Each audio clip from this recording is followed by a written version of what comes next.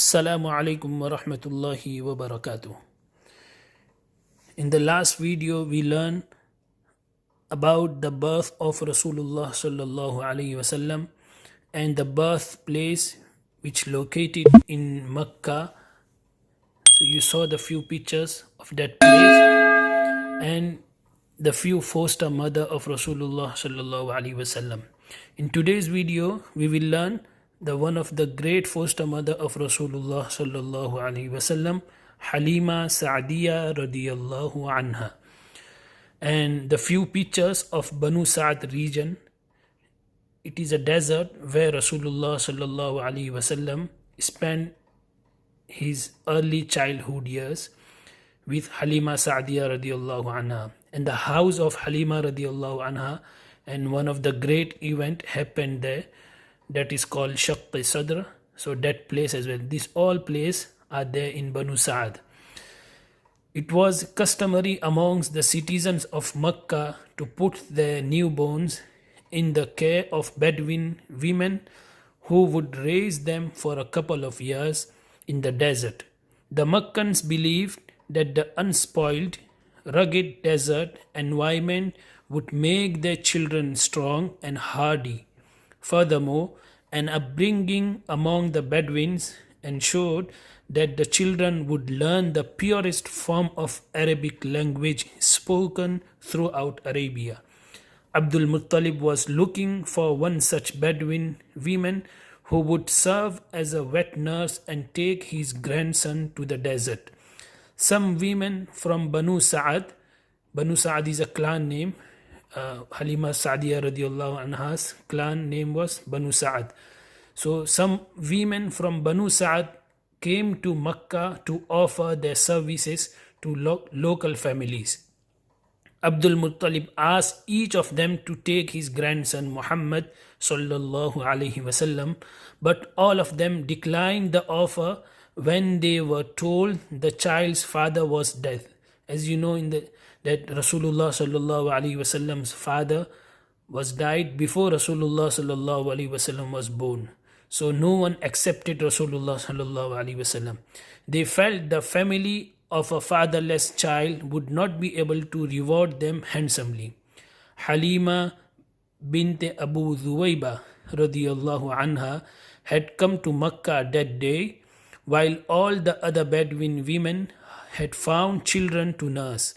She was not so fortunate. She saw Abdul Muttalib with an infant in his arm and took pity on the child who had been rejected the other women. She and her husband took the infant Muhammad sallallahu alaihi wasallam back to the desert.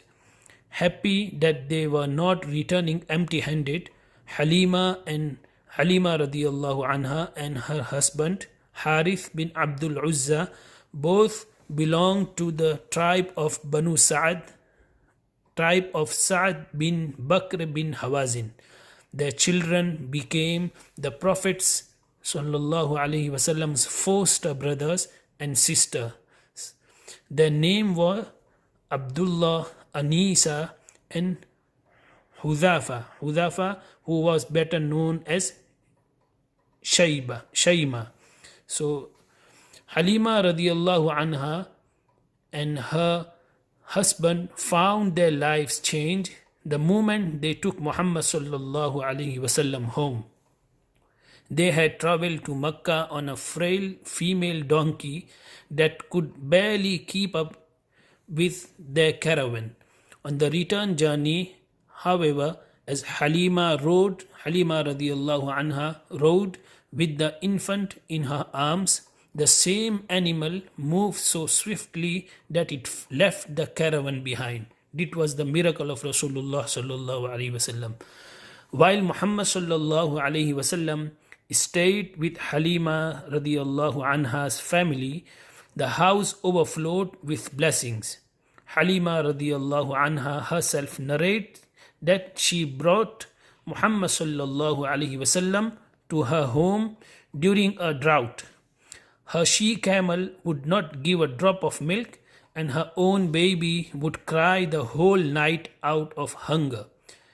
With the child so distraught, Haleemah radiyallahu anha and Harith found it hard to sleep at night. Things change. However, when Haleemah radiallahu anha brought Muhammad sallallahu alayhi wasallam home and placed him on her lap, her breast overflowed with milk so that both Muhammad sallallahu alayhi wasallam and her own child drank their fill of milk and fell fast asleep. When Harith went to the she-camel, he was amazed at what he saw.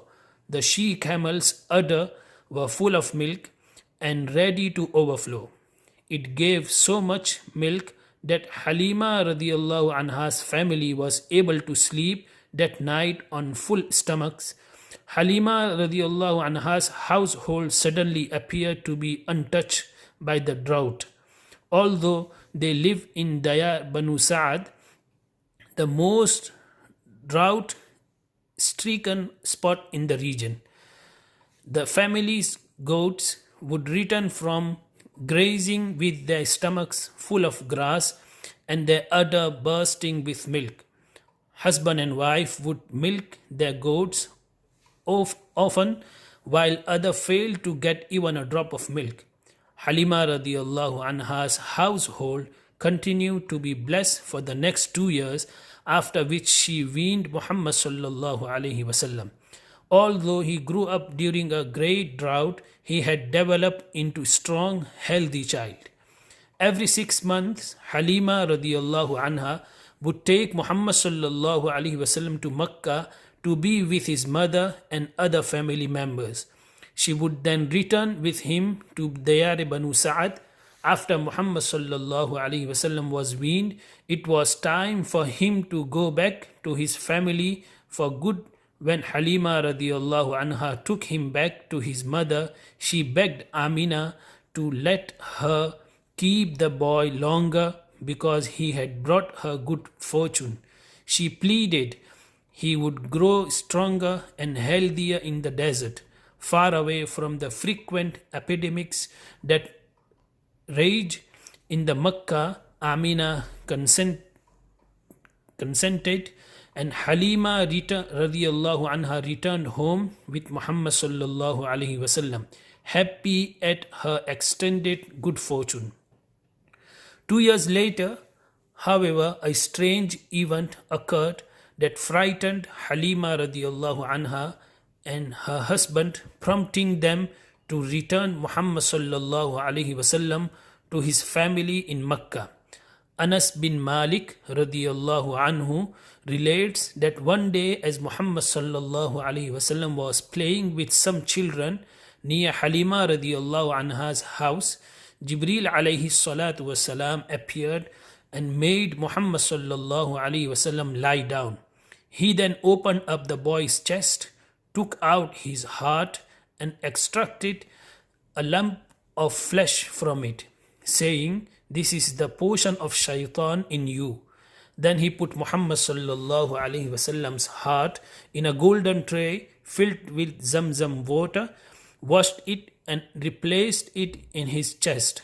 The other children ran to Haleemah radiallahu anha in terror, crying that Muhammad sallallahu alayhi wasallam had been killed.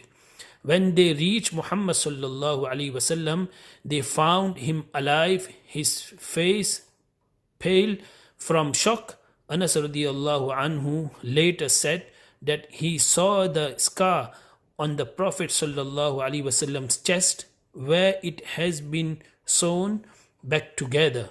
So this event called shaqq sadr.